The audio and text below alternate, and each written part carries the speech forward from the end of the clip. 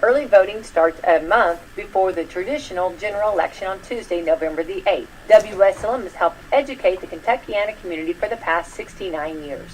One of the ways we've done is to host our political forums to introduce the public to our candidates. We thought we'd serve the public's interest in hosting our next political forum on Monday, October the 10th at 6 p.m. at City Hall, which will help you get to know the candidates before making a decision during early voting. Early voting in Indiana begins Tuesday, October the 11th, and continues through November the 7th at noon. Regular voting hours for general election are from 6 a.m. to 6 p.m. on Tuesday, November the 8th. All registered Indiana voters are eligible to vote early in person. We invite all local candidates to attend this forum so you can either meet them in person, listen to them on the radio, or online. Then maybe you'll be able to make a better decision to pick the right person to lead your communities and schools. Just another way that Wslm is working to be our community leader. Keep playing. Keep working. Keep going. And keep moving with the exceptional orthopedic care at Baptist Health. With an experienced team and a full line of advanced services and procedures, it's no wonder most people choose Baptist to help them keep on. Keeping on. Visit baptisthealth.com/ortho to find a Baptist Health provider. Communication is important on the football field just like in life. That's why Indiana Farm Bureau insurance agent Jason Petmeyer wants to get to know his customers. Whether it's auto, home, life, farm, or business insurance, Jason will listen to you and help you create an insurance plan to match your needs.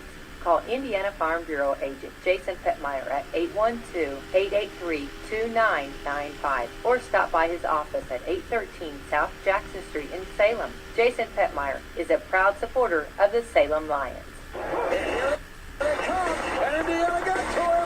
Indiana football is back. Hoosier fans, Indiana football tickets are on sale now. Catch the action this fall at Memorial Stadium as head coach Tom Allen leads the Hoosiers in the battle against the Maryland Terrapins on October 15th. For more information or to purchase tickets, visit IUHoosiers.com. Support the Hoosiers 2022. Go, IU. Down to the 10, the 5, touchdown! Russia-Ukraine tensions helped the wheat market fly high to open up the new week. This is Hoosier Ag Today. I'm Andy Eubank with the Monday Closing Farm Market Report. Very strong Chicago wheat futures, KC and Minneapolis as well, although off of the highs by the end of trade. But that strong showing helped pull the corn market higher, 15 cents up on December corn, about a dime off today's high. Still a strong day, 6.98 1/4. March corn 7.04 3/4, up 13 3/4. Soybeans did move higher as well. November 13.74, 7 cents up. Jan 6.5 better at 13.85 3/4. December wheat in Chicago did finish at 9.38, up 57 3/4. Livestock was mixed. December live cattle 147, even up $1.05. December lean hogs 79.60, up 2.45. I'm Andy Eubank, Hoosier Ag Today, Indiana's Farm Network. After a joint surgery, injury, or illness, Meadowview and Salem Crossing are the best choices for helping you recover. Our Moving Forward rehabilitation program offers a full range of therapies. We're here to help you return home safely with the skills you need to live life on your own terms. Meadowview and Salem Crossing, two great options for your rehabilitation. To learn more, visit asccare.com or call 888-996-8272. I'm Ryan Martin on Hoosier Ag Today with midday market and weather analysis brought to you by Louis Dreyfus in Claypool. Currently paying 10 cents under the November futures for soybeans delivered all fall. Call with questions 574-566-2113. Markets up today. Wheat up big, up over 60 cents, and this is all due to Russia, Ukraine, Russia's retaliation for that bridge in Crimea being attacked and blown up, and there were missile strikes going all over Ukraine overnight. It seems like Putin now wants to be the aggressor after dealing with losses over the course of the past few weeks. That is spurring fear and talk of the grain export corridors being sidelined, and that's really pushing wheat higher. Corn coming in second place because of the same reason. Beans were up big early, but no fundamental reason for them to be. WSM report on Wednesday likely to show an increase in carryouts on beans. Corn could be up in the year. Good weather for harvest through tomorrow. We have some scattered rain showers on Wednesday, turning colder after that. I'm Ryan Martin. Why two kids are in the hospital. This is Network Indiana News. I'm Harrison Silcox. Police and law. To the WSM Political Forum. I just want to welcome also the moderator tonight will be Alex Uli. Issues are important to their campaign and what the issues they think are a priority going forward. I have a list here, and it's a pretty long list. We don't have a confirmed list of people who are in attendance, so I'll just kind of go through the list, and as we have come upon people who are available to come forward, I'll have the candidates sit here behind the podium, and there's a Bluetooth microphone that will be broadcasting to the live stream online and the radio, and then these taller microphones are to broadcast to the room for people who are here live in person. So we'll start from the top with United States Senator. If anybody's here for that race, Todd Young, Thomas McDermott, or James Siniak, come forward. Is anybody here for that race? Okay. The next race would be Secretary of State, Diego Morales, Destiny Wells, Jeffrey Maurer.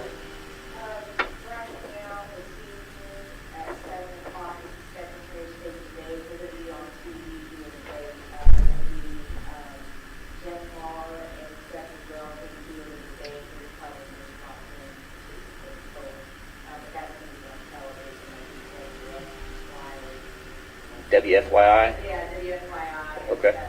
So that's where they're at. Okay.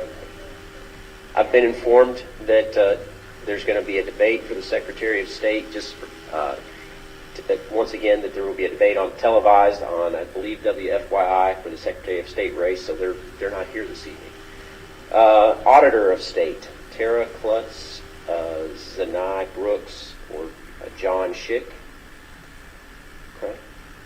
Treasurer of the state, Jessica McClellan or Daniel Elliott. And then I know we have somebody here for this race. United States Representative for Congressional District Number 9, Matthew Fife, Tanya Millis, or Aaron Houchin. So folks here for that race would come forward.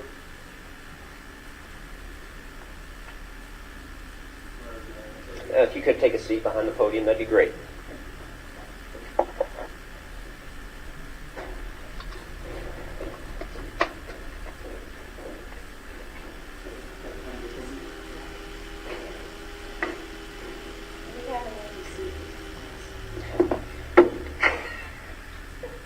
Tanya Millis and Matthew Fife, thank you for being here. I understand that you're running for United States Representative in Congressional District Number 9, so I just want to give both of you an opportunity to introduce yourselves to the voters.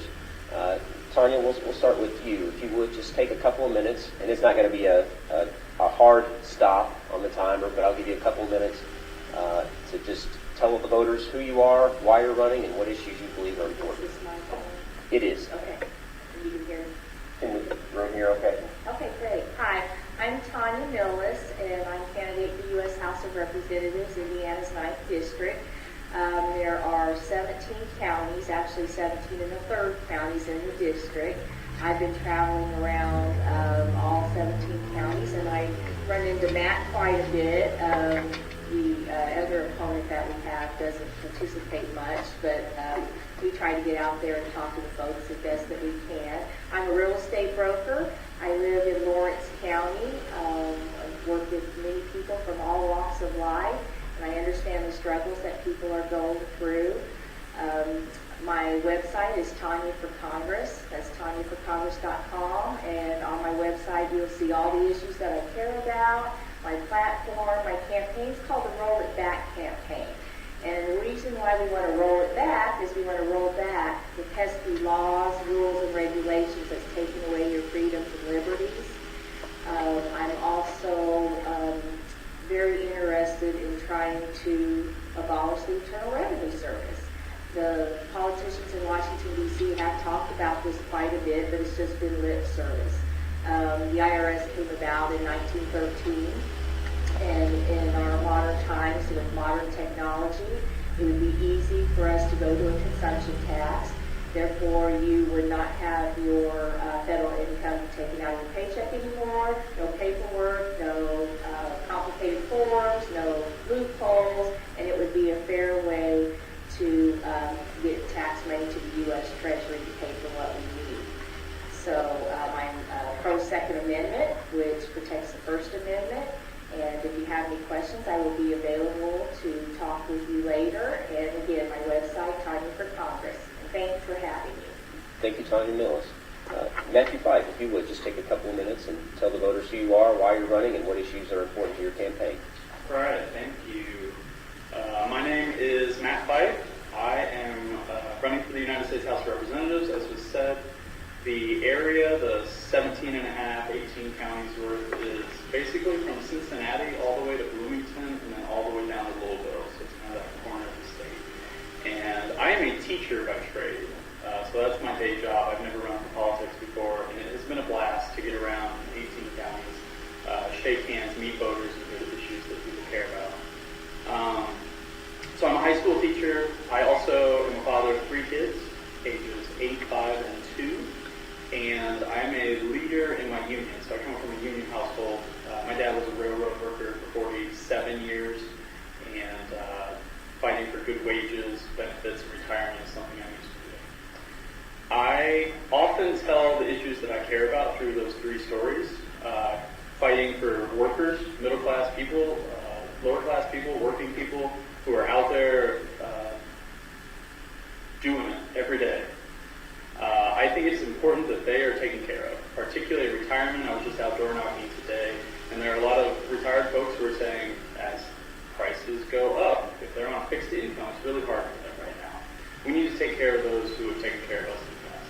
Simple as that. Raising 3 children, I want to see their quality of life be outstanding. I want them to love Southern Indiana the way I do. And anything I can do to get them to have really good health care, to make sure that they have a great education, that's on the top of my mind, to make sure that they have a good job when they grow up. And then finally, something I'm an expert in is education policy, so I have a master's degree in education policy. From the federal level doesn't do a whole lot in schools, but we need less standardized testing. We need more special education funding. We need more tech and trade programs pushed, more leadership programs. And the quick story that I often tell is my first year of teaching, they sat us all down and said, you're going to be fired if your test scores don't go up. And we raised our test scores. We took it from about 10% from school-wide, and personally I had about 60% in my class at the end of the 3rd year. But I did it by cutting my credit card unit, so kids no longer learned about interest rates. We spent $40,000 on calculators. We hired a whole other teacher who just did test prep. It didn't feel like a win at the end of the day, even though we were following the policy put in place. And I think that kind of stuff, and this gets into the thing that I care about most, that kind of stuff happens because people going to D.C. haven't worked for a while. People going to D.C. are out of touch. We need to get more people, more everyday people there, who aren't beholden to the party, who aren't beholden to big interests. And I hope to be that person for you. I hope to work really hard for you and your family. And you can check out more at mattfife.com. All right, thank you, Matt Fife. Thank you. One more question for both of you, and Tanya, I'll come back to you. You've talked a little bit about who you are and why you're running and the issues that are important. Can you tell the voters why a vote would be better cast for you than your opponents? Okay, sure. Our founding fathers absolutely did not want a 2-party monopoly. And the 2-party system in Washington, D.C. is broken. It used to be said that we just need to have the 2 parties because that's the only way things will work. And that's not true because it's not working. And people are struggling and they're hurting. And sometimes you may have heard the phrase or the question, what's the definition of insanity? Doing the same thing over and over and over again, expecting a different result. Well, it used to be said voting third party was a wasted vote. But now people are realizing that voting for the same old politicians, the same old duopoly, that is the wasted vote. I have a lot of issues that I care about, and I want to be your voice. So if you do your research, check out my website, talk to me, get a hold of me, and come November 8th, be bold, vote bold, time for Congress, and let me be your voice in Washington, D.C. All right, Mr. Fife, same question for you. Why would a vote for you be better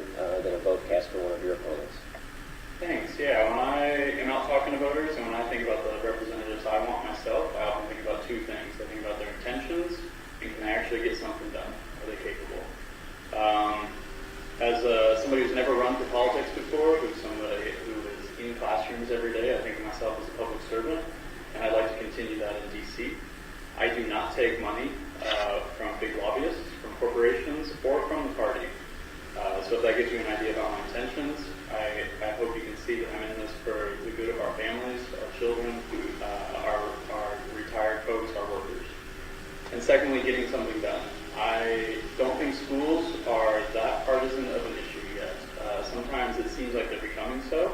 It seems like our world is becoming more divisive, but they shouldn't be at the end of the day.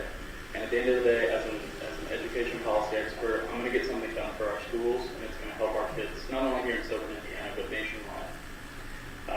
With that, I would ask for your vote. I will be somebody who holds forums, who listens to the constituents, and works really hard. Thank you. Thank you both for being here.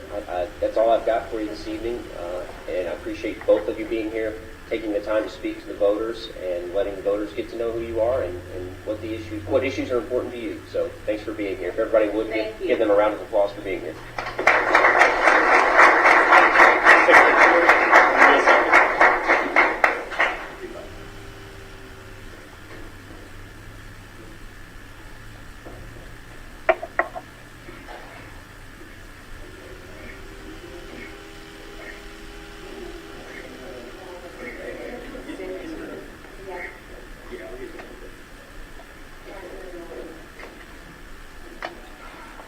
Thanks again for being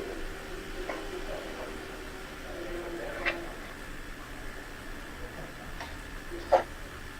Okay, we'll move on to our next race. State Senator, District Number 47, Gary Byrne and Kathleen Forte.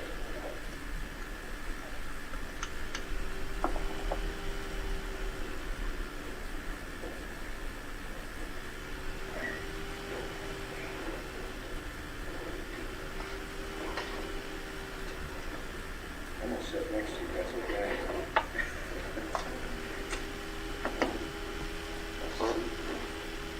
All right, I think you'll notice a pattern here this evening. I'm going to ask basically the same questions that I asked of the previous candidates. So Kathleen, we'll start with you. If you would, just take a couple of minutes and talk to the voters about who you are, why you're running, and what issues are important to your campaign. Hi, my name is Katie Ford, and I'm running for State Senate District 47. I'm running a campaign to empower for working families, small businesses, and family farms for Southern Indiana. I got into the race because I wanted to make sure that voters have a choice. I think it's important that, in order to keep people excited and engaged in our democracy and participating, that we give voters choices. Some of the issues that I'm hearing from voters that they are telling me that are important to them are making sure that we have affordable and reliable broadband throughout the 3 counties, making sure that our schools are well funded, and making sure that we take better care of our young and our old. I have been a school teacher and I was a union rep. I currently am a realtor in Southern Indiana, and I see kind of what makes places people places where people want to live and raise and stay with their families. And I want to see Southern Indiana thrive, and I think there are some things that we can do to make Southern Indiana that place, and I'm really excited about the opportunity to run. All right, thank you, Kathleen Forte. Gary Byrne, if you would, just same questions. Tell the voters who you are, why you're running, and what issues are important to your campaign. Sure. Good evening, everybody. My name is Gary Byrne. I am the current state senator for District 47. I replaced Erin Houchin in February when she resigned to run for Congress. I'm married for 4 years to Angela, my wife, and we have 3 sons, Ryan, Jordan, and Tyler, that are married, and we have 7 grandchildren. My past, besides being a state senator, before that I was on the county council in Harrison County for 4 years. And before that I was a school board member at North Harrison, elected in 2006 and 2012. I'm the only current state senator that has a public school board experience, and I think that's very valuable with today's climate that we hear about what's going on in our schools. Why I'm interested in continuing to be your state senator is I'm worried about our country, the direction it's going. We've got inflation caused by Joe Biden's and the Democrats' means of wanting to change our country. Day one, we shut off production of oil in this country, which caused our gas prices to go up, which caused inflation. We feel it every day we go to the pump and when we go to the grocery store. So that's the federal government putting that problem on to us. But what we can do at the state level is try to, when we get extra money from taxes, we will send it back like what I vote to do in special session. We also need to pay down our teachers' retirement debt. We have an $8 billion retirement debt, and we want to use that extra money to do that. So I want to be responsible with our tax dollars like I was when I served on the school board and the county council. I have a proven record of that. And that's constitutional-wise. I'm a constitutional conservative. We need to get back to the Constitution. Our federal government is doing things to us at the state level that they shouldn't be. They're involved in our education. I know that from serving on the school board. We need to go back to our states' rights and stand up to that from the federal government. So that's some of the things that I stand for. Thank you, Gary Byrne. Kathleen Forte, we'll come back to you for just a couple more minutes. Like I asked earlier of the previous candidates, what distinguishes you from your opponent, and why would a vote for you be better cast than a vote for Mr. Byrne? Yeah, I am really interested in representing all of the people of District 47. I don't want to, I'm not, I avoid the extremes, and I want to make sure that I'm out there listening to the voters. I want to be the senator that everybody knows is, they can talk to me, they see me out at local events, and, I've been out door knocking and making an effort to really hear where the voters are coming from. I understand how hard things are right now for people, and I think there are a lot of things that we can do at the state level to make life better, and I am laser focused on Indiana and what we can do here in Indiana to make things better. Mr. Byrne, I'm going to ask you a kind of a related question to Ms. Forte's point. What can we do? You talked a little bit about the federal level. What can change in Indiana to address some of those issues that you talked about nationwide? Well, for one thing, you go back to the Constitution. I'll just give you a perfect example: education. Nowhere in the Constitution does it say the federal government's in charge of education, but we have the Department of Education, and they send us to the schools a little bit of money. And with that little bit of money comes all kinds of rules and regulations that cost the schools more really to take that money than to just say no.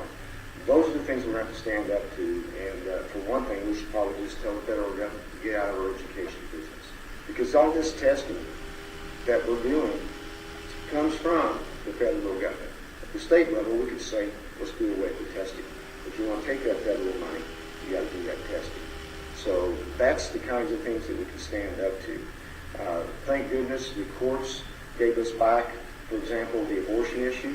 It is a state decision, not a federal decision.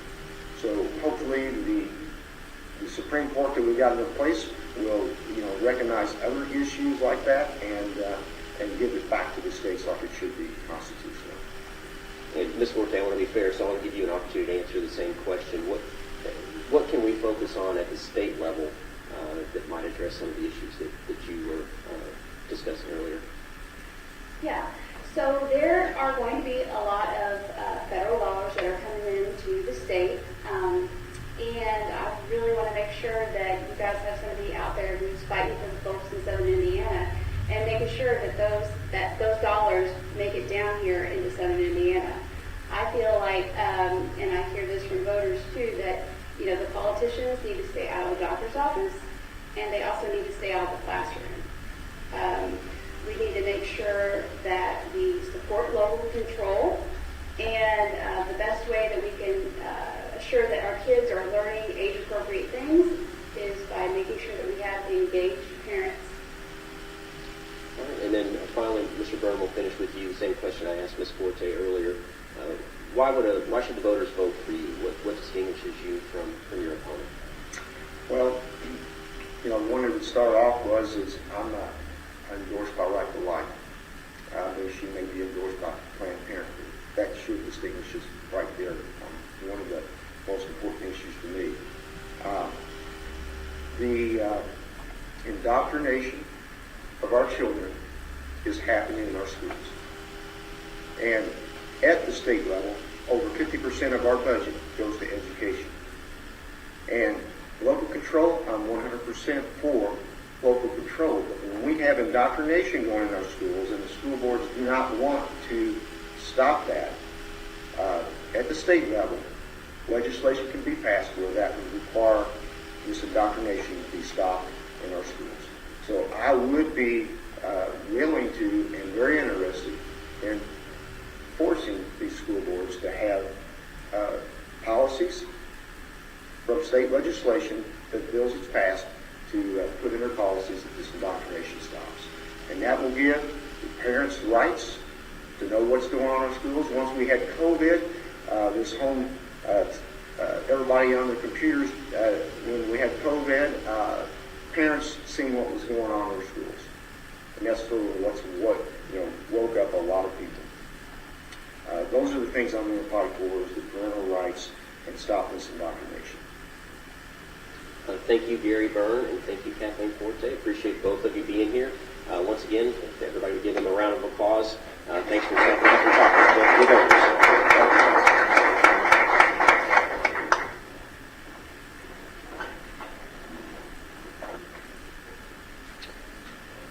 All right, the next race we have is State Representative District number 65.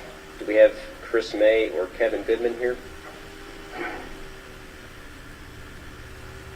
State Representative District number 69, Jim Lucas or Chad Harmon. If you would come on forward.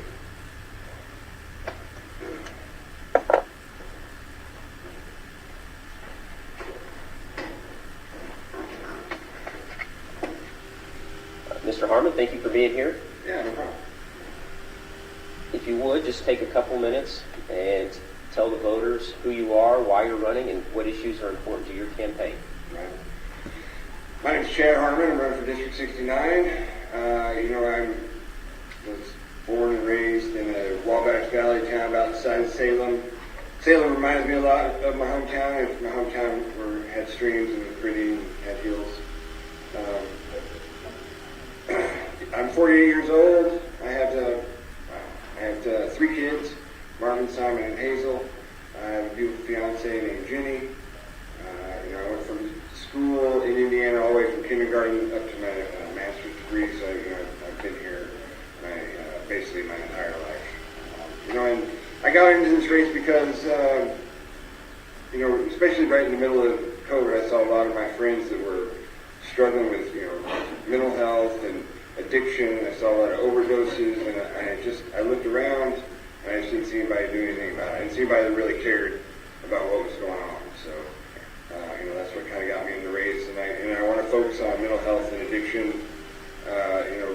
Overturning SB1. I am endorsed by Planned Parenthood, and I want to help the teacher. Matt said all the things that I could say. I think that public funding should go to public schools. I don't think we should be funding religious schools or charter schools with public funds. And I want to help people. Sometimes I think that sounds silly these days or a little, naive, but that's what I want to do. I want to help people, and I want to actually represent. I want to chat just a little bit about mental health and addiction. What are your hopes in terms of policy goals or initiatives that you think might help achieve progress in that arena?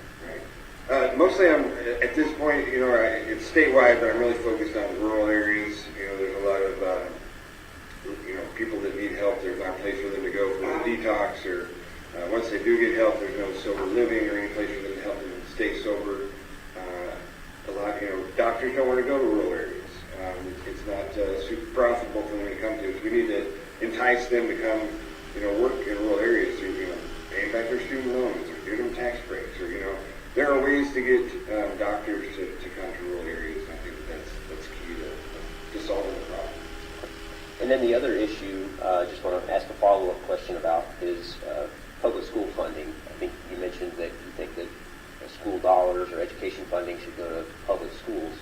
I think there's been a heavy push in Indiana for public school funding to follow the child rather than going to particular schools. What are your thoughts on that issue?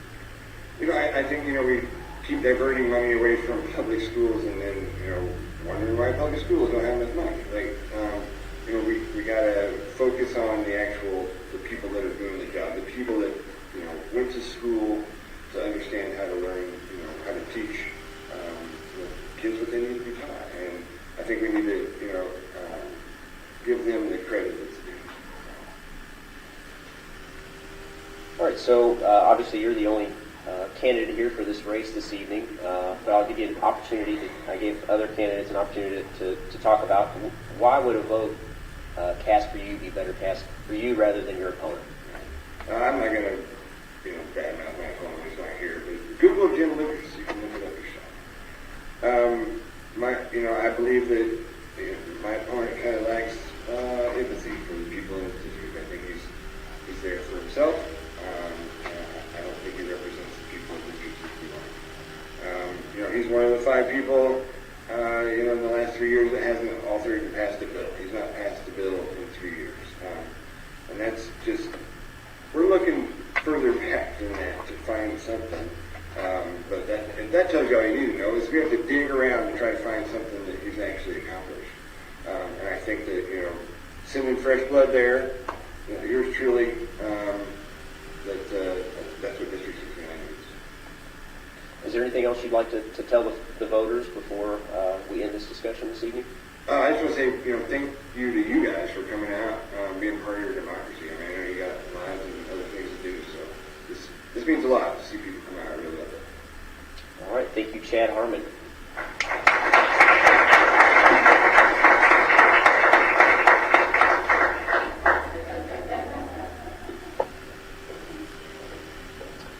All right, the next race is State Representative District 70, Karen Engelman or Jason Szymanski.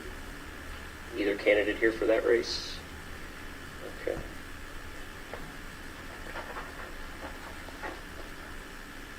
All right, so now we're going to get into the county level races. If I could get the candidates for Salem School Board to come forward, please.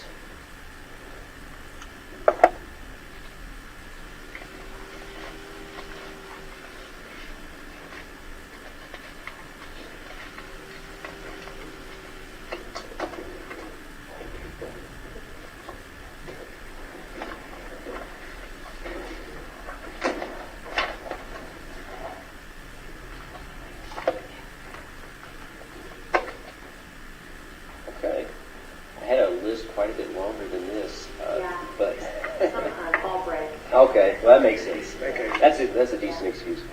All right, so who do we have with us this evening? I know we have got Becky White on the right, and who do we have in the middle? Aaron Spud Shockey.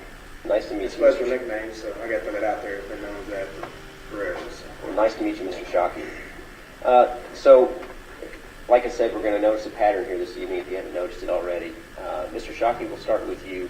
If you could just tell the voters who you are, why you're running, what issues are important to you for your campaign, and why they should vote for you for Salem School Board. Gotcha. Aaron Spud Shockey, Salem graduate. Got 6 kids, all in the school, some not in there quite yet. I've run for school board before, come up just a little bit short, 21 votes, but ready to get in there. We got a new superintendent, back to the charge of hiring him. He's a really good guy. It's the first superintendent I've run the school board twice that's actually wanted to meet with me. So I think it's good that he's getting out there and wanting to get everybody's opinion on what's going on. But one thing I ask him, one of the first things I ask him is how much does he appreciate common sense? Common sense at the school board level is a big thing. Sometimes you got to look away from what people write real far away, federally, statewide, and deal with what you're dealing with your kids, what's going on in your community, common sense goes a long way. But to be reached out already by the community and even the superintendent and other school board members, I think it's good that that happens. But anyway, I'm here to represent Salem. I love Salem, so I think it's good to have people in here that are really dedicated. And I should be one of them. So yeah, like I said, it's me, my beautiful wife, and Phil Shockey, 6 kids.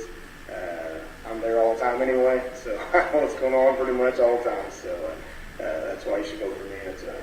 Let me just follow up on that a little bit. What would be some of your priorities on school board? What would you hope to accomplish? Yeah, before you ask the next question, I want to accomplish. I think we're one of the biggest special education schools in the county. We kind of take most of them out of the county. I know Eastern West Washington has some as well. Taxpayer dollars, we want to make sure they're going in the right direction. Even though some people don't want to spend them, it's got to be done. We got a big school. We're building safe rooms. It's a lot of stuff. We also got to focus on what the schools, what we've had in the past is what we've been dealing with as far as what the school we got now is really nice. I think we ought to focus on bringing it up. Really letting the superintendent do his job. He gets paid the big bucks. We don't get paid anything. I appreciate that. For everybody who's running, I don't need to hear, but it's a voluntary job. Real quick, Salem School Board has been an at-large deal in the county for a long time. I think that misrepresents the biggest school in our district, in the county. So one thing I'm probably going to propose, I talked to Mrs. Rocky up at the county level. It's got to be changed at the school board level, but like Gibson, Jefferson, Monroe townships, I think it's a big school district. Ain't represented very good because it's all been at large. Not all of them have to go at large, but let's go ahead and see if we can get some better representation as far as that goes. And another thing too, I know we got some state representatives here. Something that was put in place not too long ago that Mr. State Representative Davison told me about. It's called the Family Friendly School Designation Act.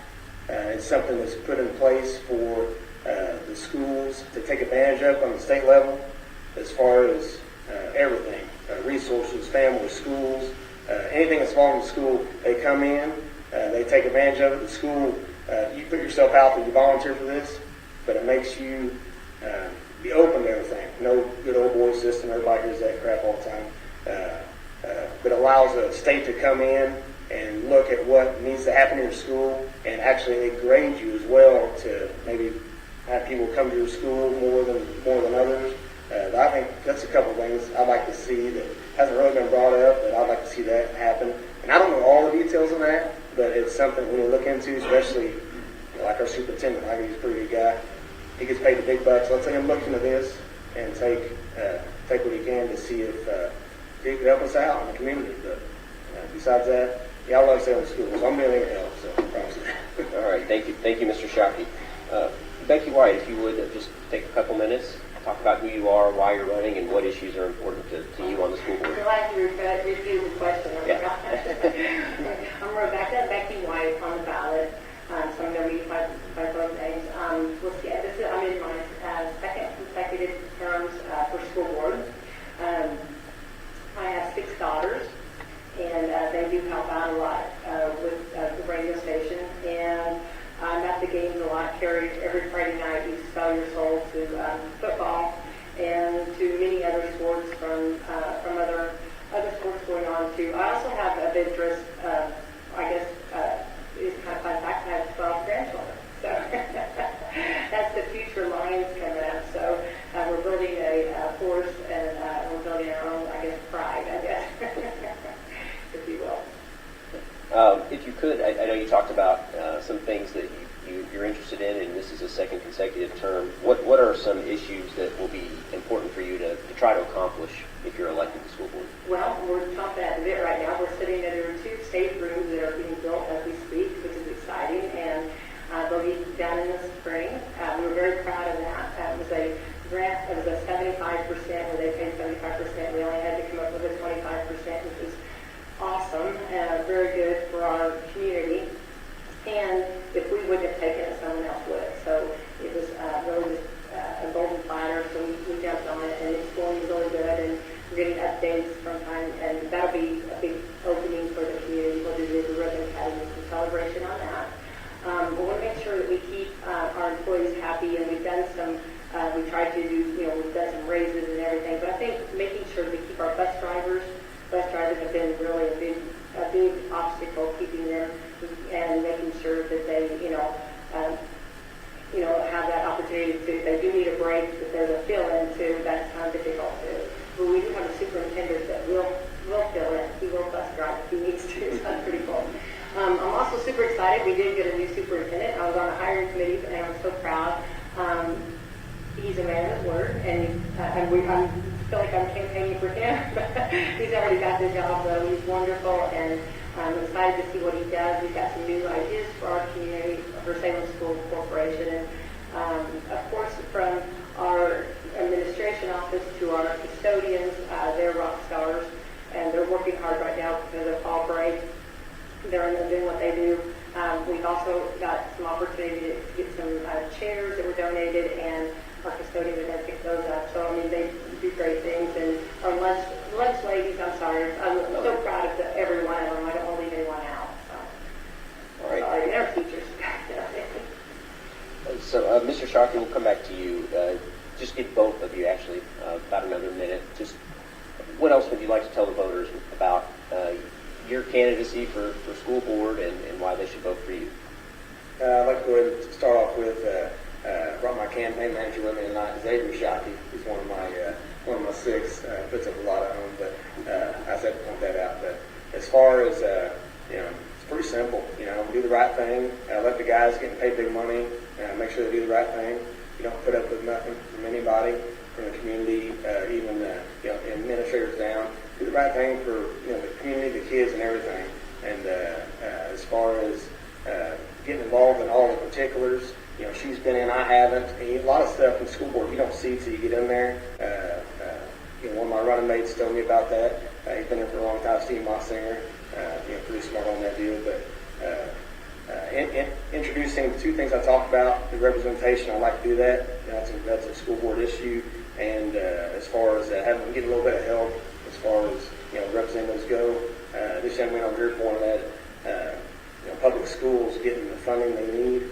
I don't know how that starts. I know it starts from the state level, but that has been a struggle. Private schools getting money that should they get much money already. It comes from the local people, which pays a lot of taxes. Everybody around here pays a lot of taxes towards the Salem schools. It needs to come to Salem schools. They don't need to go to Providence down the road. They have to make their own money. It costs $20,000 to go there. That's your your decision. So besides that, doing the right thing for Salem schools. I'm just like Becky. I'm there all the time. So it's happening. We're seeing it. So I appreciate your vote, and I'll do everything I need to do to help Salem schools, and I'm pretty dedicated. So I appreciate it. All right. Thank you, Mr. Sharkey. Becky White, if you would, this same question.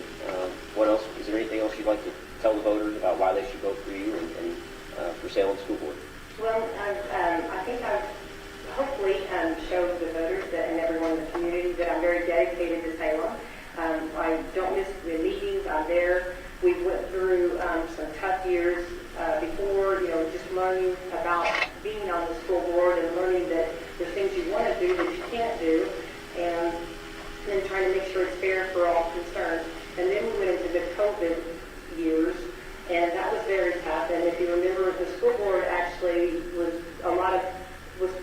put on our shoulders as far as like how regulations, whether we're going to mask or we're not going to mask. And then you had so many different confusions because some families felt like they should be masked, some felt like they shouldn't be masked, and we're trying. And just like our other prior before we got here said, we're not doctors, and it's hard to make that medical, but we did the best we could do. We tried to make it fair. I don't think it seems like we had a few of our school board meetings, and we met with the public. We discussed it and explained our procedures and how we would handle it, and everyone it was received very well. So I felt like we really tried to stay on top of that. We also made sure that our assistants got taken care of during COVID too.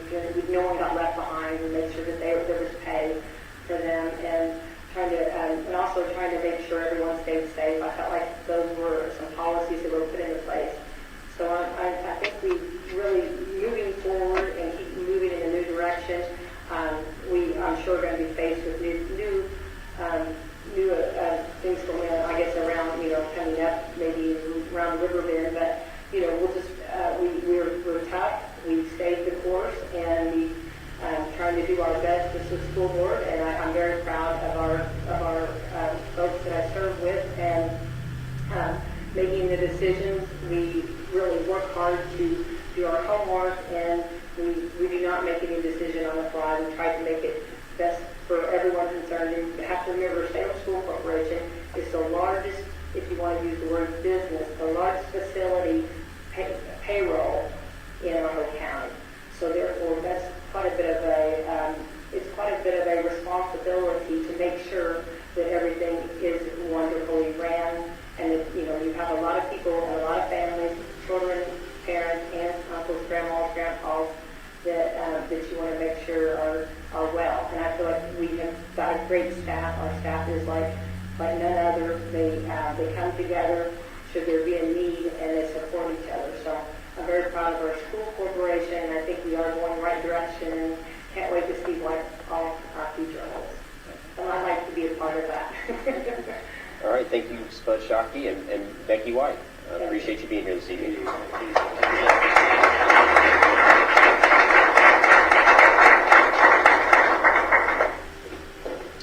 Okay, now we'll move on to East Washington School District.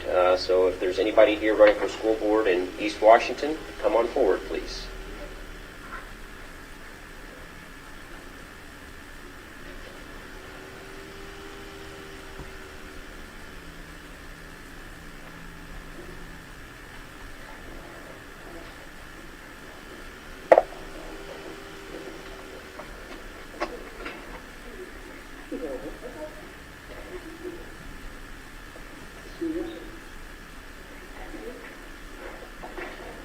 Hello, welcome. Thanks for being here this evening. Who do we have with us? I'm Holly Drury. I'm Teresa Guthrie. And I'm sure. I'll let you get situated there. Yeah. Well, thank you, Holly. Holly. Washington. That's right. Well, thank you, Holly Drury and Teresa Guthrie, for being here this evening. Teresa, we'll start with you. If you would, just take a couple minutes and tell the voters who you are, why you're running for school board, and what issues are important to you. I wrote a few things down as I was thinking about why was I really running. I'm running because I feel like I don't have an agenda. I'm running because I want to do the best thing that I can do for the school system, for the students, for the staff, for the community. And I know there's things that we need to work on, but I think that we can do things, that if we can do things together, we can make it better. And I'm just finishing up my second consecutive term. And should the voters think that I am the best person for the job, I'm ambitious, I'm willing to work hard, live in the community, local taxpayer, farmer, landowner, have 3 children. They've been through the school system, had grandchildren.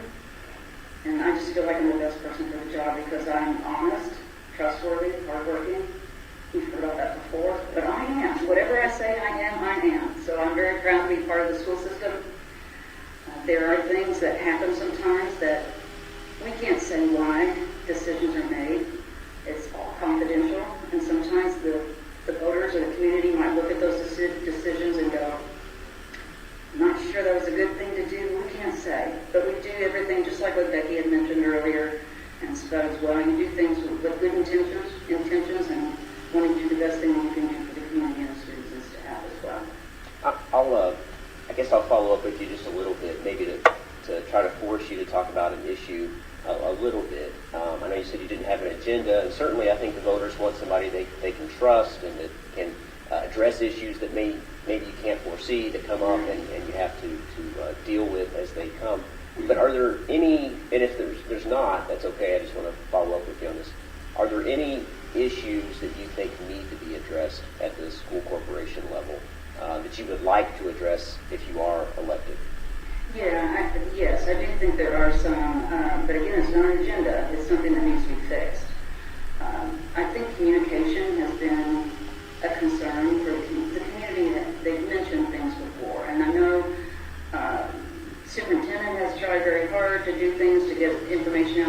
Facebook pages, we have the board meeting. Very few people show up at a board meeting. There's letters that, newsletters that go out online. So that is a concern of mine, and that we are wanting to do something about that as a corporation. We'd like to be able to figure out a way to maybe have somebody in charge of communication, and that would be the key person that would make sure that things are out there even more so to let the community know what we're doing. Thank you. Polly Drury, I'll give you the same opportunity. Just take a couple of minutes, talk about who you are, why you're running, and what issues are important to you. Okay. I'm Holly Drury. I'm married to Wes, and we have 4 kids. We live in Pekin. We're just outside of Pekin. I have 2 girls that graduated from Pekin, and I have 2 15-year-old boys that are currently in Pekin, in school. And I'm a small business owner. I have a Silver Box Cafe in Pekin. So I graduated from Salem, and I was a transplant to Pekin. My husband is an Eastern graduate. I have come with the 4 kids, 2 on through and 2 currently in school. I've come to be very proud of our school. I really like to support our school. I like to say how great our school is. And here, as of late, it's been hard for me to promote our school like I'd like to. So some of the issues I would like to address is, like Teresa said, is communication. A lot of things get decided, and I do attend a lot of the school board meetings, and I know they look at me during that public session and say, "Oh, Holly's here, what's she going to say here?" You're entitled to be there. I know. So I just think that communication is a big issue. The other issue I'd like to address is finding out what our teachers need, going and our administrators, our superintendent, our school board, reaching out to our teachers, finding out what they need, instead of making decisions and telling them what they're going to do. I've never been in a classroom, so they're the teachers. They should know what they need. Some of them been there 20 plus years. I think we should use that knowledge that they have to find out what we can do to better assist them in teaching our kids. Teresa, I'll come back to you for a little bit here. Both of you talked about communication and sort of transparency with decision making. What other issues are important to you think to it? I'm glad you asked, because I forgot to mention something that is pretty important. Well, what other issues are important that you think are important to address, and then what else do you want to tell the voters before we finish our discussion this evening? There's a couple things I forgot, and I even have things written down, and I thought, I've got to make sure I get these things said. One of the most important things I feel like is safety. Safety of the students, safety of the staff.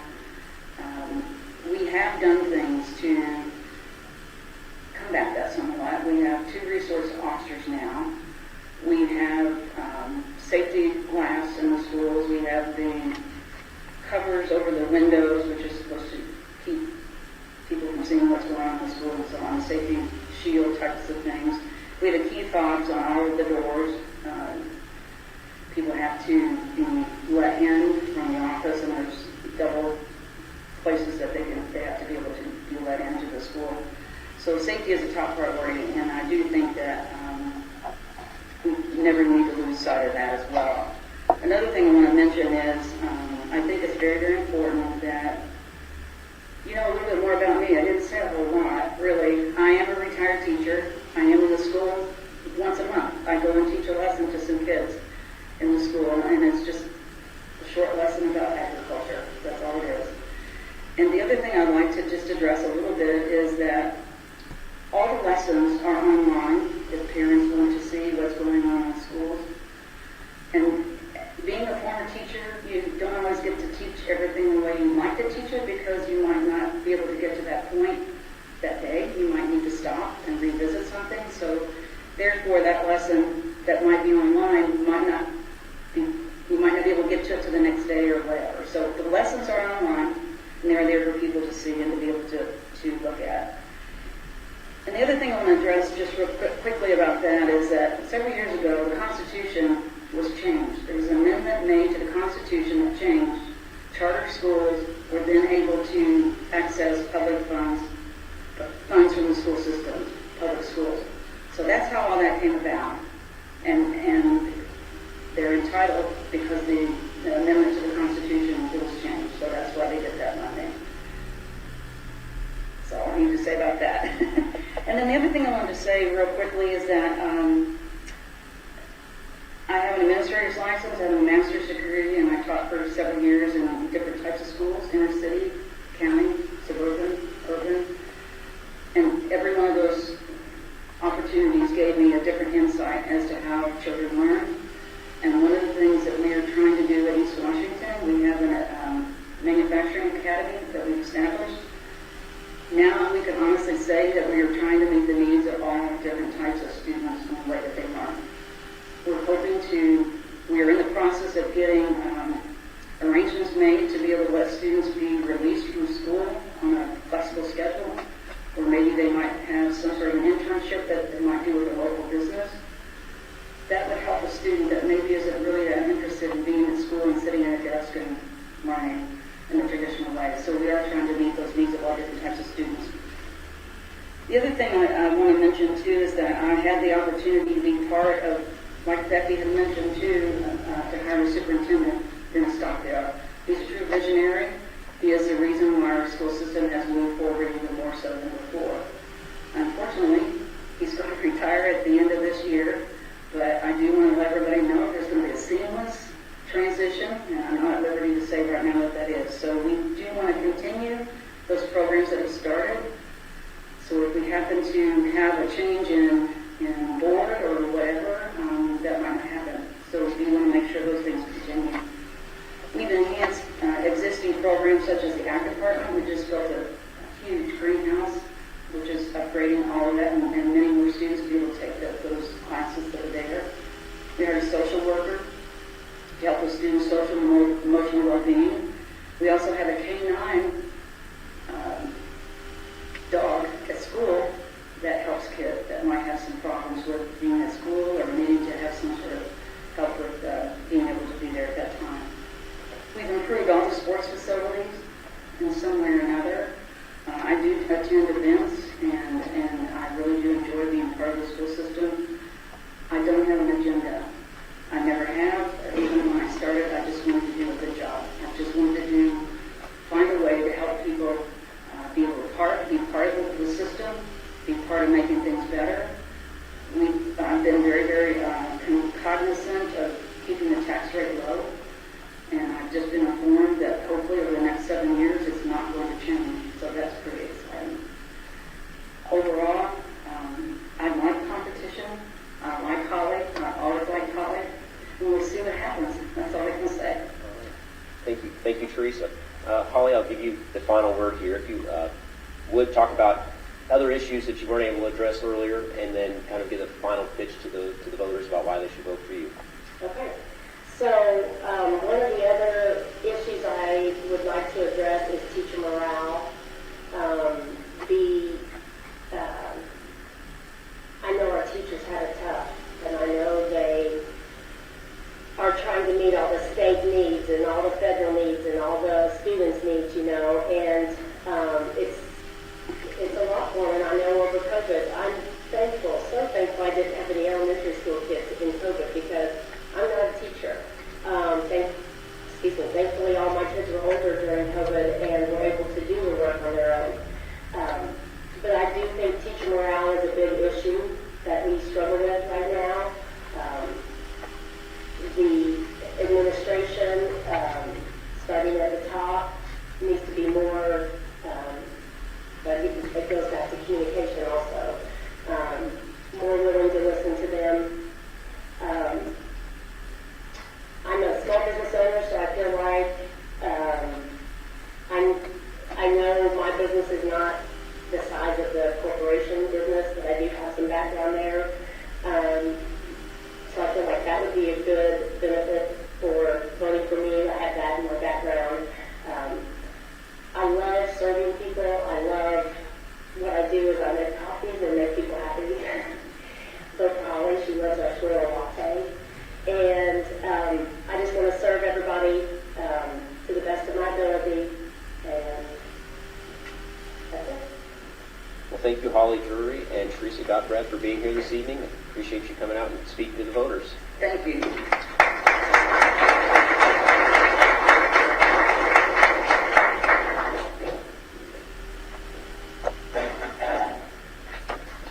Okay, the final school board race, West Washington School Board. Do we have any candidates here for West Washington School Board?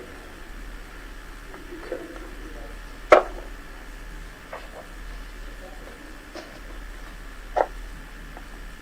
All right, do we have county auditor here? County recorder? County assessor? County Commissioner, District 2, Todd Ewan or Tommy Brown? All right. We have a winner. Come on down.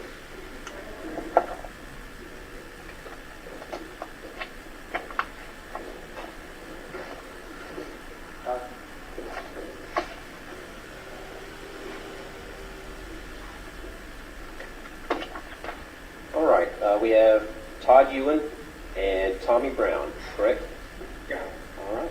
And you're both running for County Commissioner District 2. We'll start with Todd Ewan, if we could. Just take a moment and talk to the voters about who you are, why you're running, and what issues are important to you for your campaign. Most of you know me. I think I've been commissioner for the past 4 years and previously served on the Washington County Council and also on the Salem School Board. My name is Todd Ewan. I'm married to Jana. Been married 34 years. Have 2 beautiful daughters. One lives here locally. One lives in Chicago. It's a little tough on mother, but we're dealing with it. When I first got involved in county government, I told people, and I tell people today, I believe that the reason that I want to serve is because I owe a debt, a great debt, to this county, and I want to repay that debt. And I try to do that, try to make wise, well thought out decisions. I've been a farmer my whole life. I've also been engaged in construction over the years, and also in sales, automobiles, many years ago. In the farm equipment business, I like to listen to people. I like to fix things, and I like to solve problems, and I'm not afraid of work. And Tommy Brown, if you would just take a couple minutes, talk about who you are, why you're running, and what issues are important to you. My name's Tommy Brown. I Libertarian candidate for county commissioner.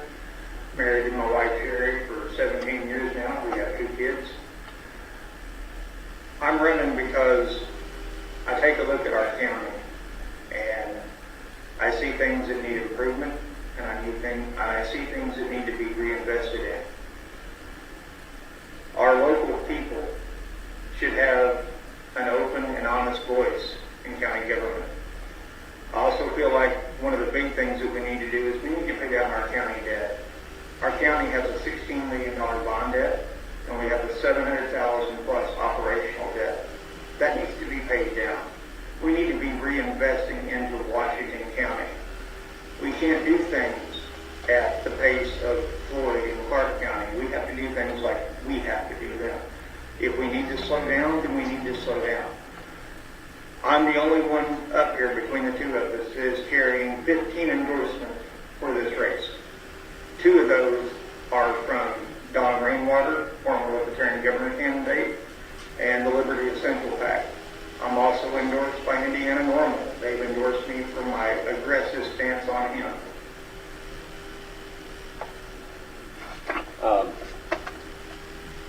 Todd Ewan, we'll come back to you for just a couple minutes. If you could, take a couple minutes and talk about what issues are important to you to accomplish if you are elected. Well, there's really nothing in particular. Of course, other than the obvious things, and I said this when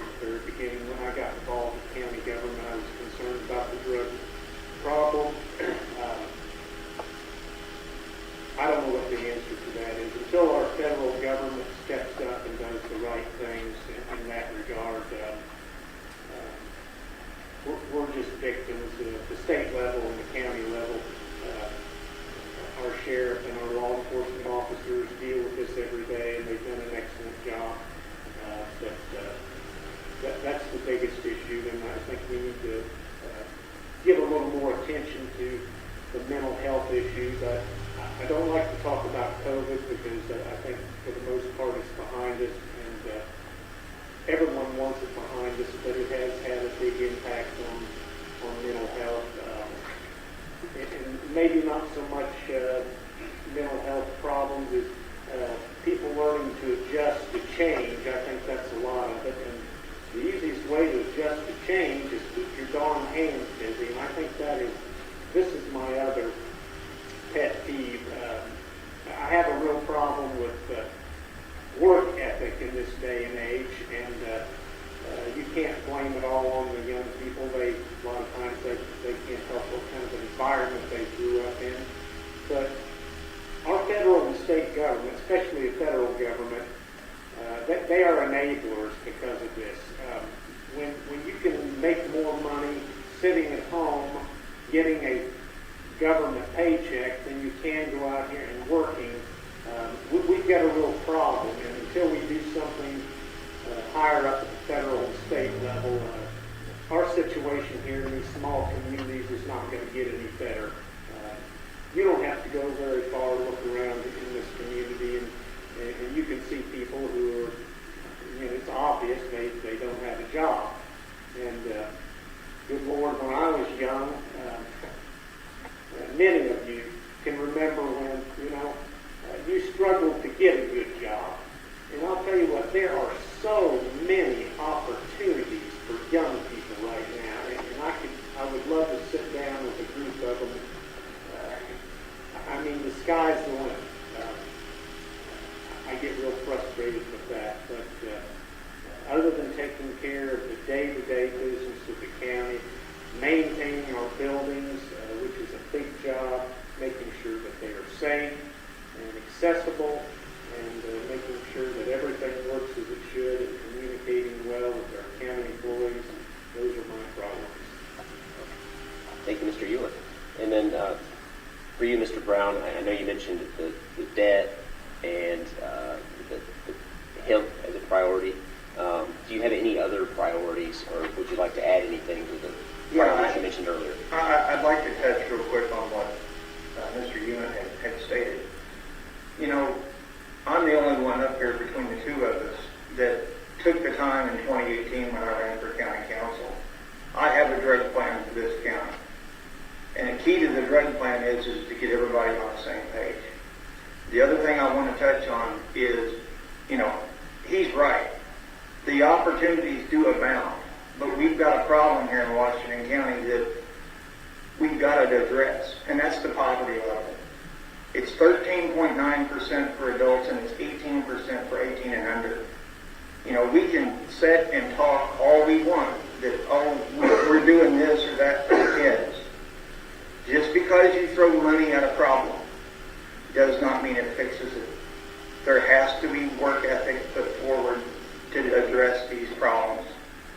Those are what I'm looking at right now.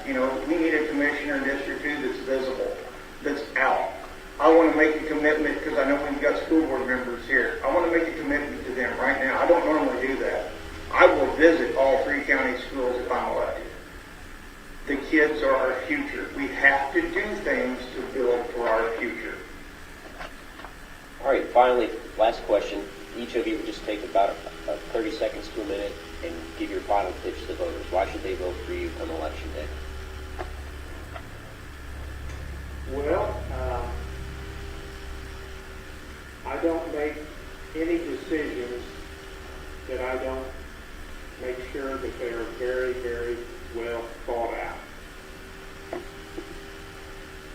And I will work harder than the next guy.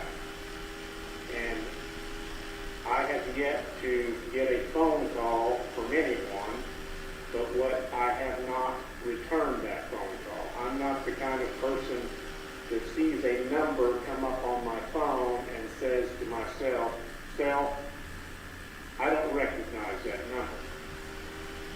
So I'm not going to answer. I don't do that.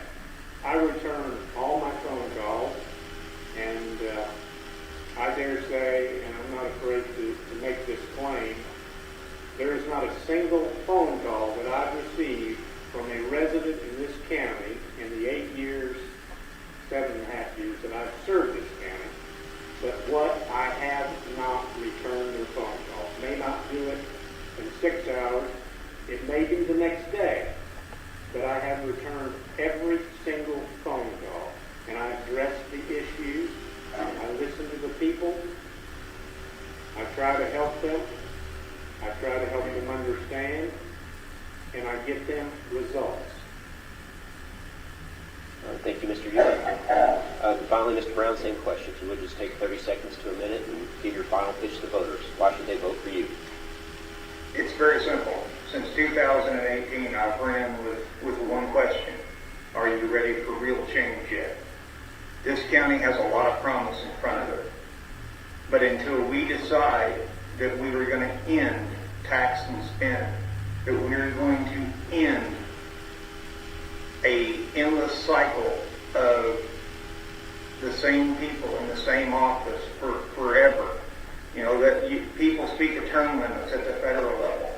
You know, this is your term limit right here. You have a chance to move forward and move the county in a positive direction. And I feel like I represent the best chance for that. I represent a real hope for change for Washington County.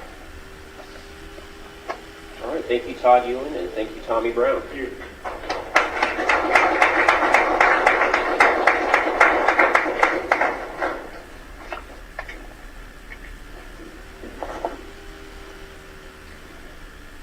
Okay, we have County Council Member District Number 1, County Council Member District Number 2, County Council Member District Number 3. Preston Shell, Rhonda Green.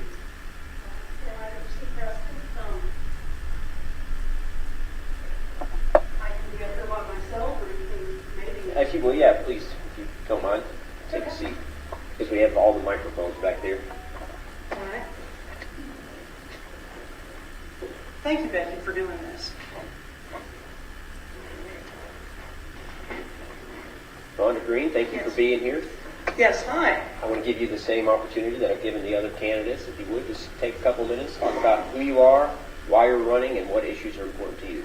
My name is Rhonda Green, and I've been around for a long time. About 20 years I've been watching local government and producing IndianaProud.com. I spent a good amount of time working at Amazon, and I didn't have time to do the websites or any real extracurricular activities.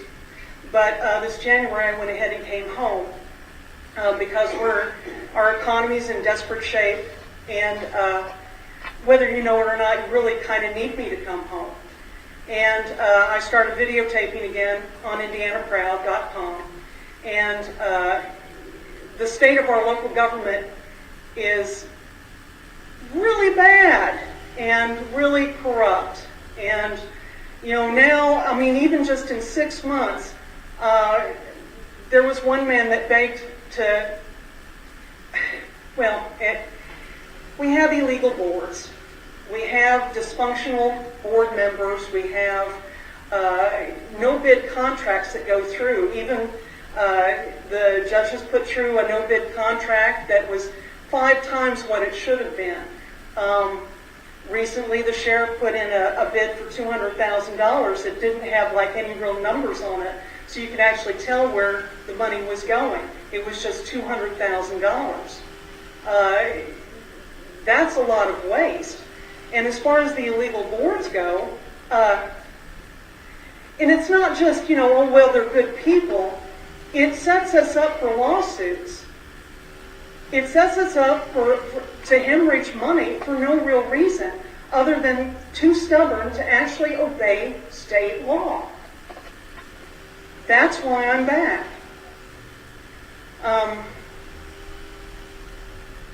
I'm passionate about that.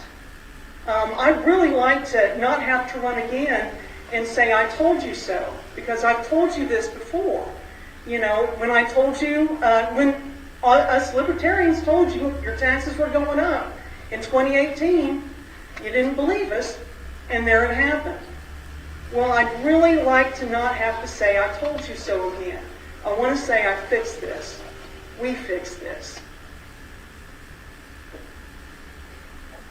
You talked a little bit about dysfunction that you see, problems with spending.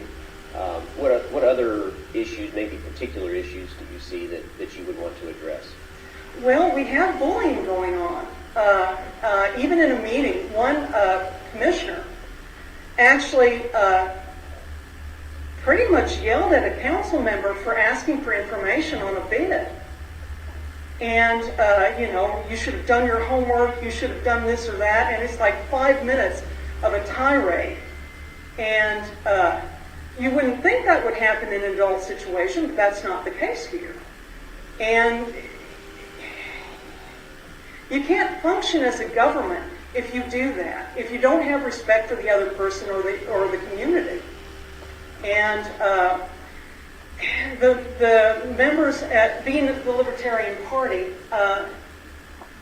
David Norton is also running, and the people that we were running against, we respect. And you know, Preston, I like Preston. I know Preston. And, you know, I'm not running against him to beat him into the ground or anything similar to that nature. It's like running against Santa Claus. It's hard. But he's not able to do the job. And try to let him get through this election with some, you know, amount of respect, because I know he tries and I know he cares. But you have to set the personal aside and say, look, you know, you have to crack a book, obey the law, and at least show up to the meetings. Because you're making about $1,000 a meeting. You can at least do that. And my opponent is not doing that. All right, final 30 seconds to a minute. Just give your final pitch to the voters. Why should they vote for you? Well, I can get it done. We continue to go ahead and say, look, this is a problem, that's a problem. I do the video. You can see it up on Indiana Proud. And if you want to look at the snippets, I have it on thatgreenwoman.com. And yeah, I know, it's hilarious. I'm funny too, every once in a while. But you can look at it and you can see it. You can see the papers. You can see all of that information. Just an aside, you know, just part of my personality. After the election, or you know, on the 1st of November, I'm going to go back into business in the mall at the Green Tree, just for November and December. So, however the election goes, just come and visit me. I won't make you buy anything, you know that. But we'll be in the center. So, you know, my businesses aren't dead, and I don't think yours should be either. All right. Anything else? That's all. Unless you've got something else you want to add, I think that's going to be it for this evening. Oh, I think I've abused enough people already.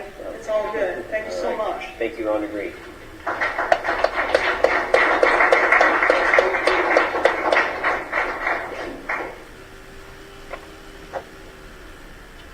All right, County Council Member, District Number 4. We've got David Norton. Do we have Karen Wishmeyer?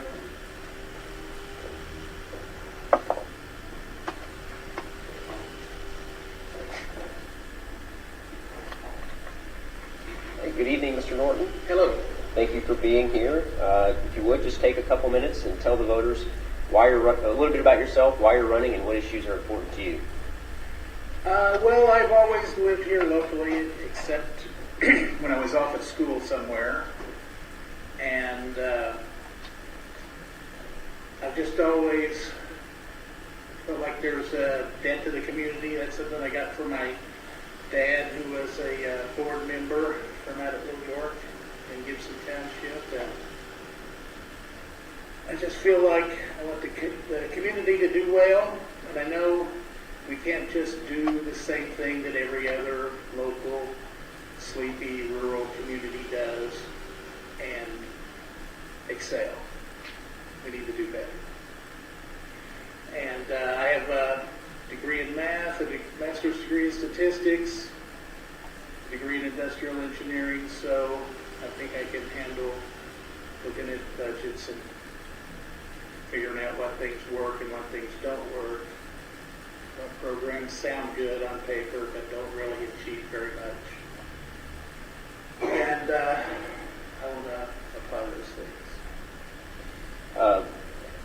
You talked about your background and your ability to sort of sort through some of the numbers. What issues are you hoping to address if you're elected? Well, I think the number one thing that matters, that helps everybody, that is needed, that we're lacking, is economic growth. And that is a hard thing for rural counties, rural areas, small towns. And, there are studies that say what attracts business, what causes growth. And companies want to come here or anywhere.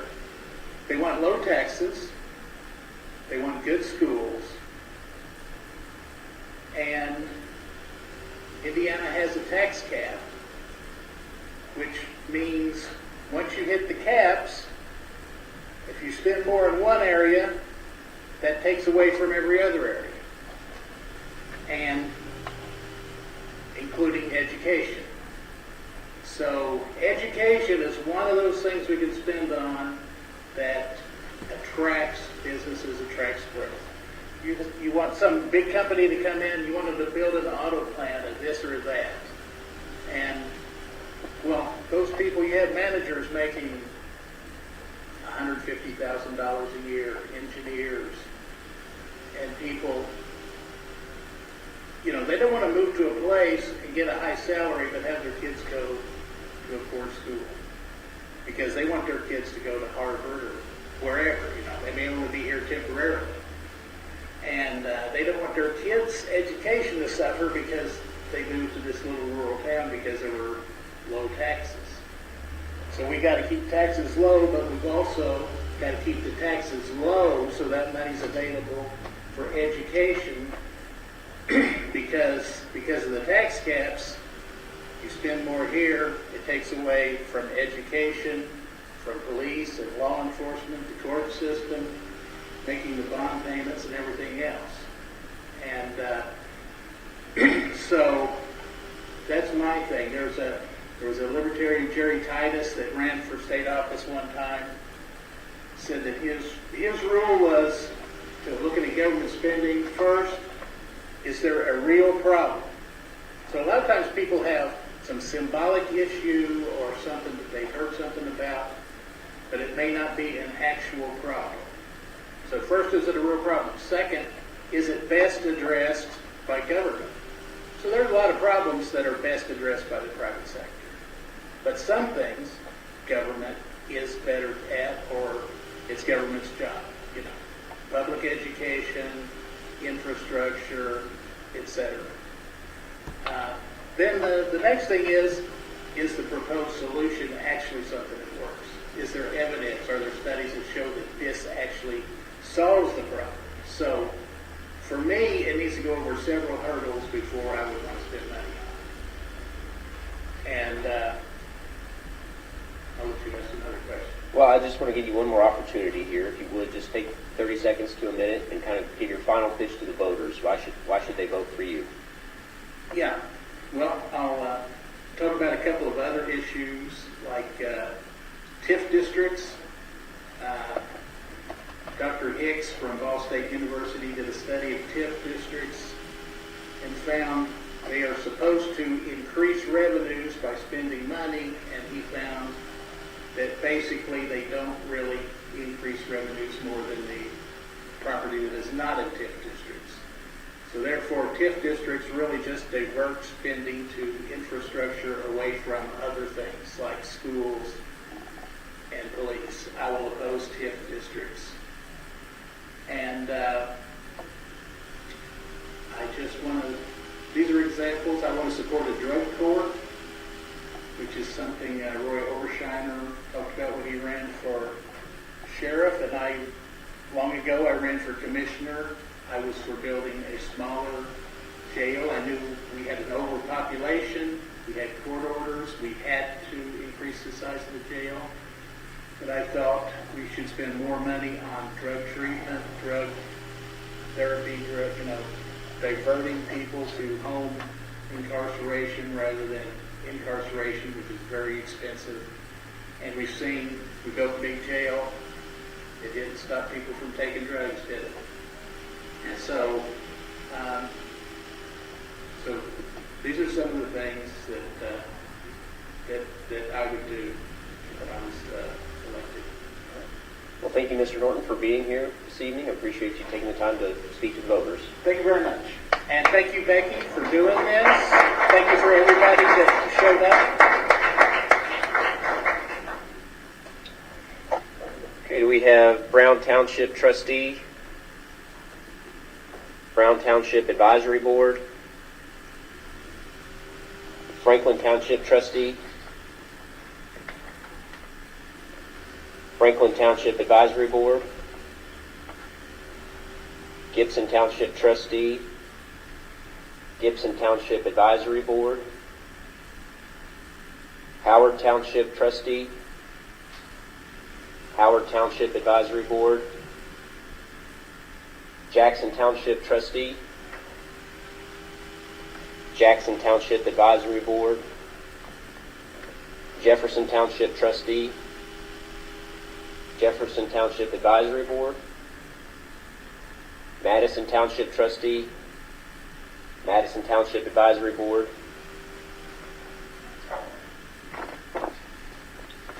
do we have anybody here? I'll try to cut through this more quickly here. Do we have anybody here for Monroe Township, Pierce Township, Polk Township, Posey Township, Vernon Township, Washington Township, Town of Campbellsburg Clerk Treasurer, Town of Campbellsburg Town Board, Town of Pekin Clerk Treasurer, Town of Pekin Town Board. All right, that leaves us with one more race, and that's for Washington County Sheriff.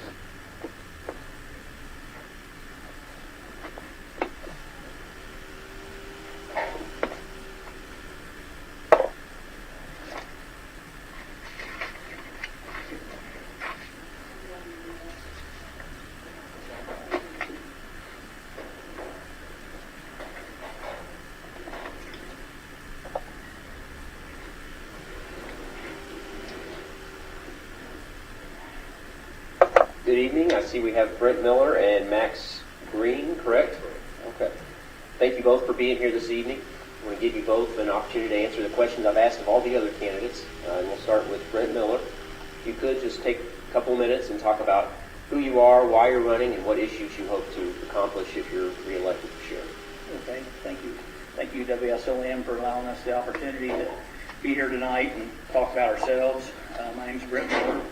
I'm currently the sheriff here of Washington County, serving my first term. I'm seeking re-election. I am a lifelong resident of Washington County. Grew up here and graduated from Salem High School. Went on to attend Vincennes University, where I got an associate's degree in law enforcement conservation. I'm married to Marty, my wife. We have 3 children, Trenton, Trevin, and Tristan.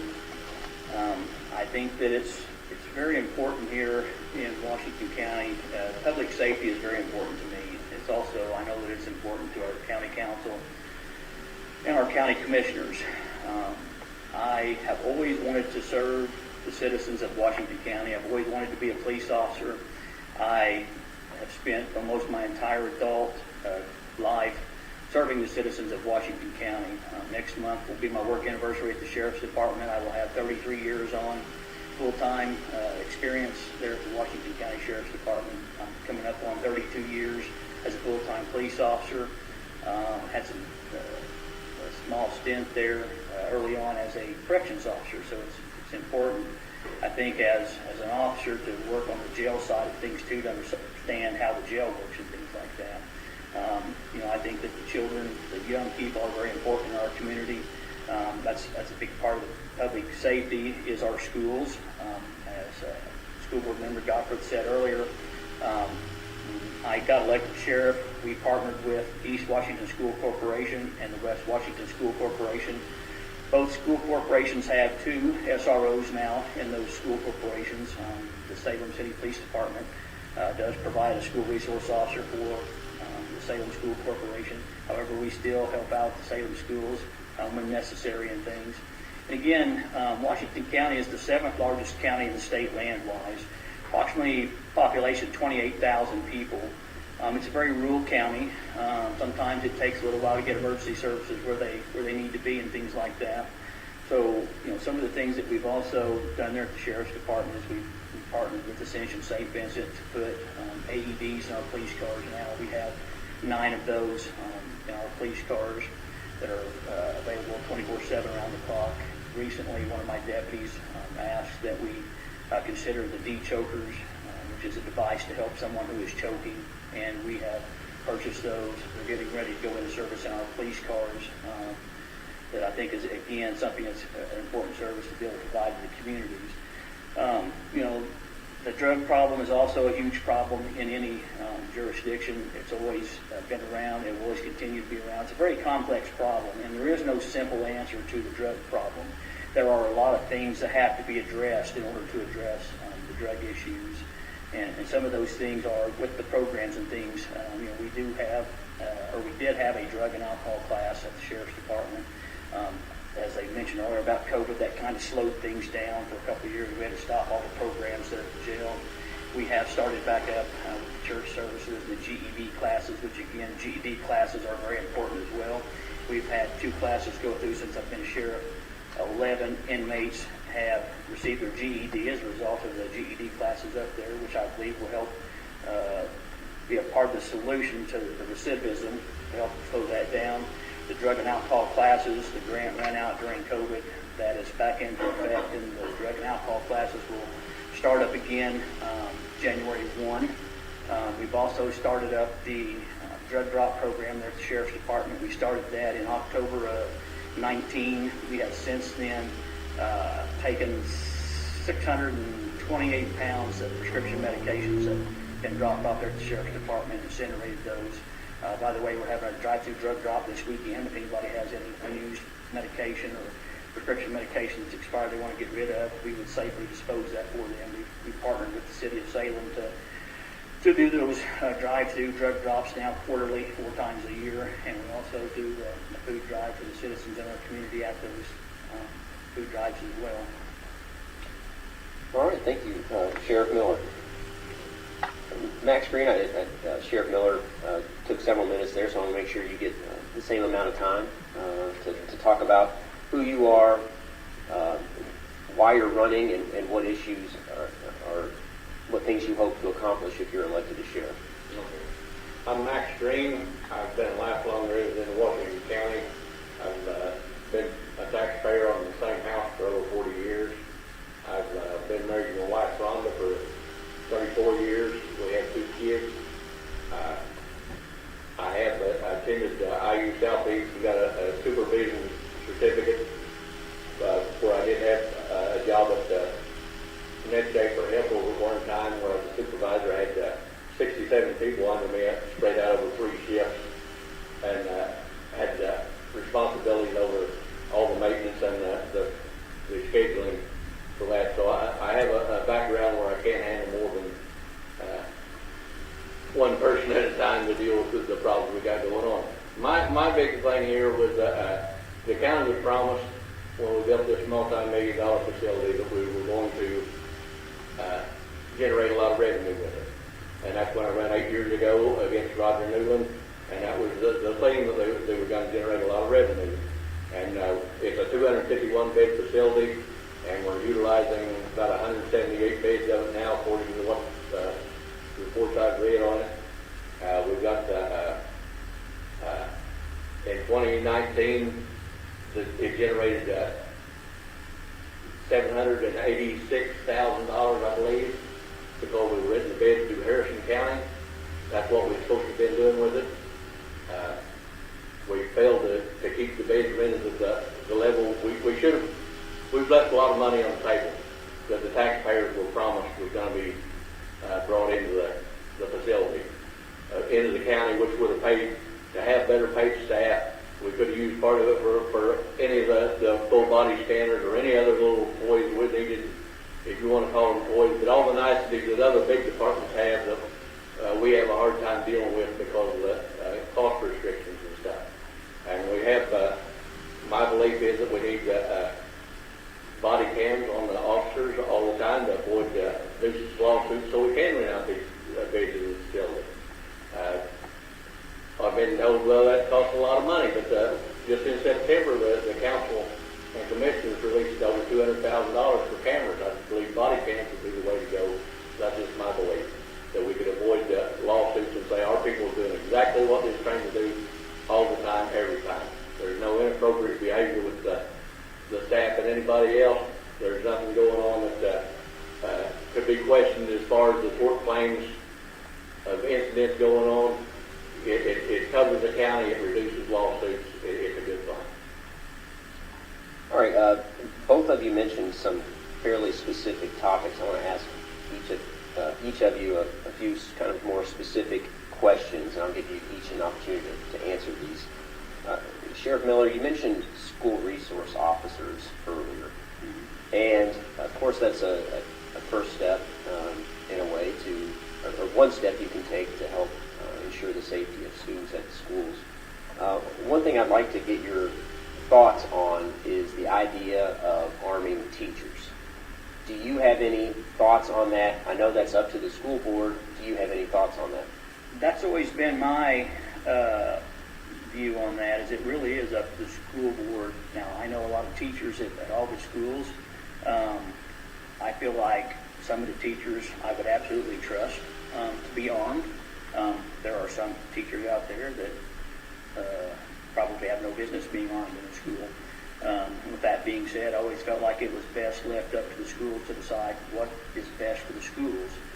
If they chose to allow armed teachers in the schools, then I would support that decision. We would do what we could do to help them train the teachers to be armed in the schools. If they say that that is not the option, then I would support that as well. I have a lot of faith in the school resource officers that are at the schools. We train them for the schools. We provide their equipment and things for them, and I trust that they will do the job that they've been hired to do at the schools. Thank you, Sheriff Miller. Mr. Green, what are your thoughts? School resource officers are obviously a barrier to entry and to help stop the threat. They're already in place. That's a good thing. I think the guns in the classroom, as long as they're secured so that they can't be disarmed by an unruly mob of students, if they're in a locked box for the purpose of emergency purposes, I believe it would be a really good thing to have, at least for random, so you don't know which teachers are really feel comfortable and confident with it. I mean, as far as you've got people that served in the military and served in law enforcement or other places where you trust to be fully confident and capable and more than just comfortable with handling a firearm, and realize that just like law enforcement has to realize that every bullet you send down that barrel you've got to be accountable for. And that's the same thing if there would be an incident in a school. The officers going in to sweep the area and stuff, you're accountable for every bullet. That's why I'm opposed to fully automatic weapons that the law enforcement has sometimes acquired from the 1033 NCAA program to have. If the citizen can't have a fully automatic weapon, which I don't believe they really should have, but I don't believe there should be any doubt to say, well, my finger slipped or too many rounds went off, or you have to be accountable for every round, and this is what the teachers have to be. If they're not comfortable being taking a responsibility, then they shouldn't have them. But I think it is an option that should be made available through the school system itself, so they know who or where, or even just the fact that they could be, even if they're not in the school. All right, next question.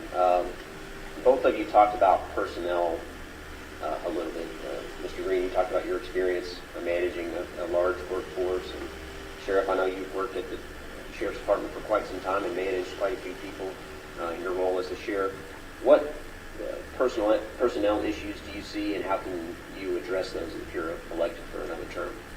Well, part of the problem that we've had since I've been sheriff up there, and again, as one of the commissioners said earlier, we don't like to talk about COVID, but COVID's created a lot of problems for us.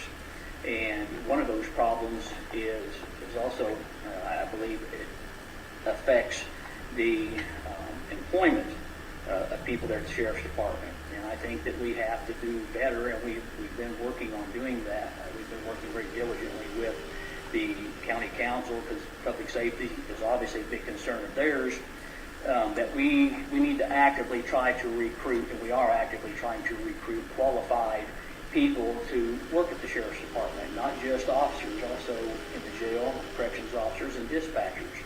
And there's always a turnover in the jail. There's always a turnover in dispatch and with officers and things like that, and it didn't used to be quite as frequently as it is. And I think that we have to continue to do more to seek out qualified people to work in those positions, and then we need to do more to retain those people.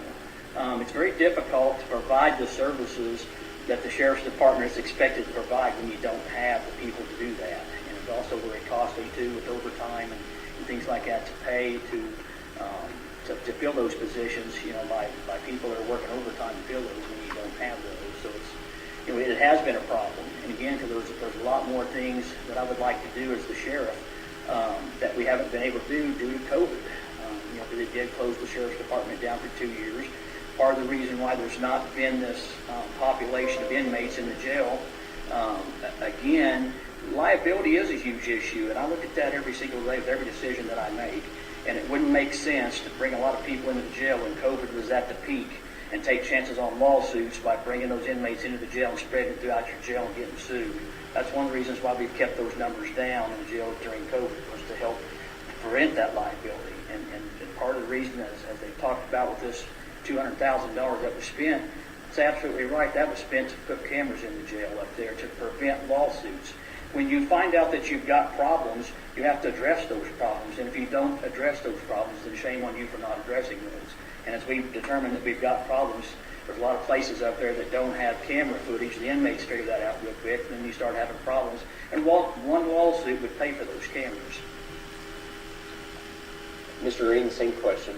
You talked about your experience managing personnel earlier.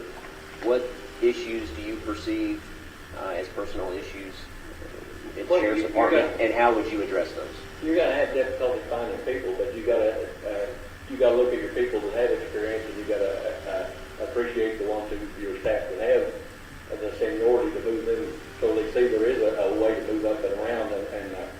And I believe as far as your regular patrol officers, they have a high overturn of training to go into other facilities and stuff.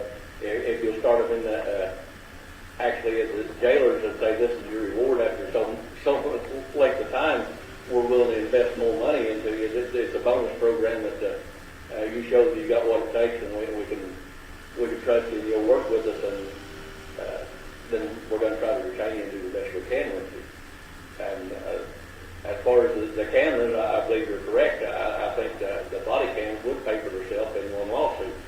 So that's the way I look at the body cams.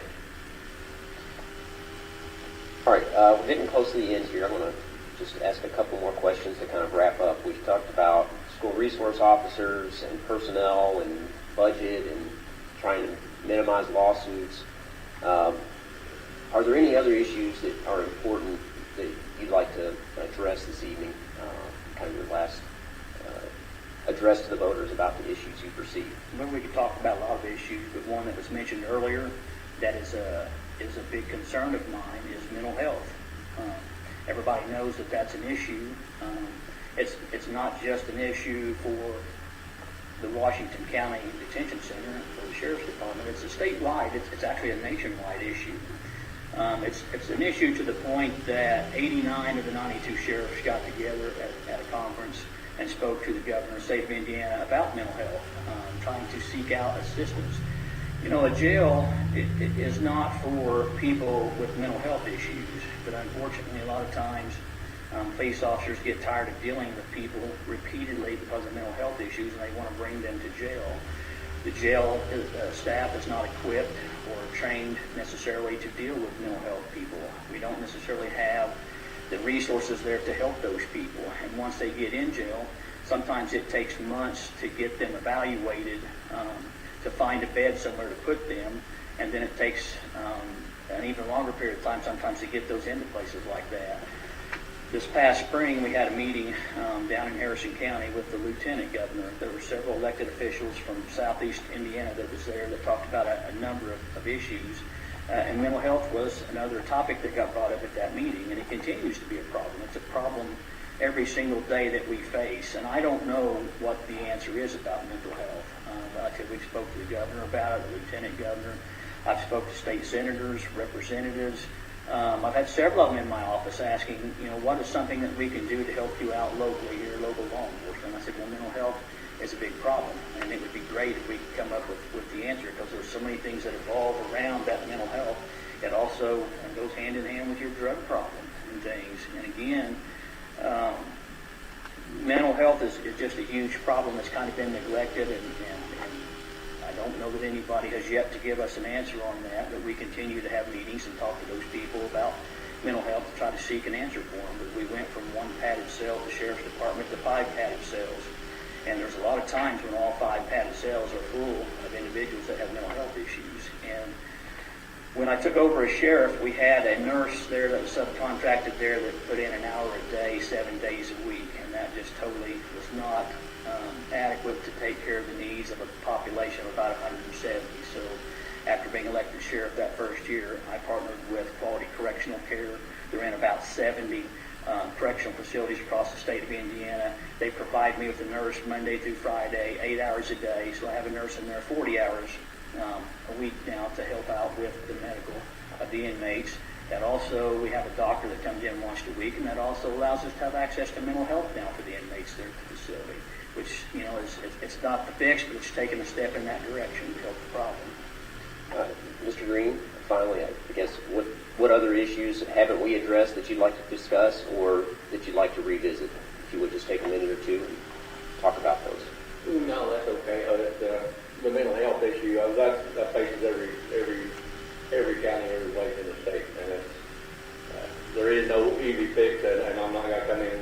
It's like you see, I've got the magic plan here under the rug, but I ain't got to tell nobody what it is. I don't have a magic plan. What I'm saying, we need to do right for the community. We need to take care of generate the revenue that we said we've got to generate, and use it actually for the facility. Because I'm sure at this point that the council will be tickled to death that every dollar you bring in, they're going to give you most of it back in to advance the facility itself with. All right, final spiel here. If you would just take 30 seconds to a minute and just give your final pitch to the voters. Yeah, not 30 minutes. 30 seconds to a minute and give your final. You know I can talk for 30 minutes. Right. Give your final pitch to the voters. Why should they vote for you? The Sheriff's Department has about half a dozen officers that are very young, very inexperienced. They're new officers. They need experienced guidance to guide them. I am that guy. I bring the experience to the table, having been there at the Sheriff's Department going on 33 years now. I've worked under 5 different sheriff administrations. I've seen things that worked. I've seen things that maybe didn't work. I was the lead detective there at the Sheriff's Department for 20 years. I've ran the evidence room for 23 years. I've got that experience working in the jail, working in the day-to-day operations there at the Sheriff's Department to lead those young officers, to give them the guidance they need to investigate their cases and to help make Washington County the safest place for you and me to raise our families. Thank you. Thank you, Sheriff Miller. Mr. Green, final word to you. What's your 30-second to a minute pitch to the voters? Why should they vote for you? Well, the reason I got in the race to start with was because I seen the Democrat sheriff, elected sheriff, switch parties, and then I seen a lot of Democrats switch over and vote in the Republican primary to ensure that he was the candidate in the fall. And I felt that the Republican Party had been hijacked, and that wasn't really fair for the Republicans Democratic Party voters not to have a Republican to vote for. And if they don't have a Republican to vote for, maybe they ought to have somebody other than a Democrat to vote for. That's plain as I can make it. All right, Sheriff Miller, Mr. Green, thank you both for being here this evening and for taking the time to speak to the voters. Thank you.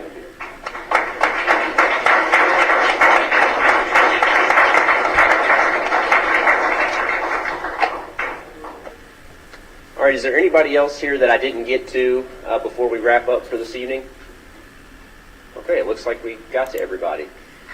So just before we conclude, I just want to say thanks again, everybody, for being here, all the candidates for being here to speak and to talk to the voters and to talk about what you think is important and why the voters should vote for you. So thank you to the candidates, and thank you to all the voters out there who are either here in person or tuning in on the radio or online. Thank you for being engaged in the democratic process and for becoming informed if you didn't already know or finding out more.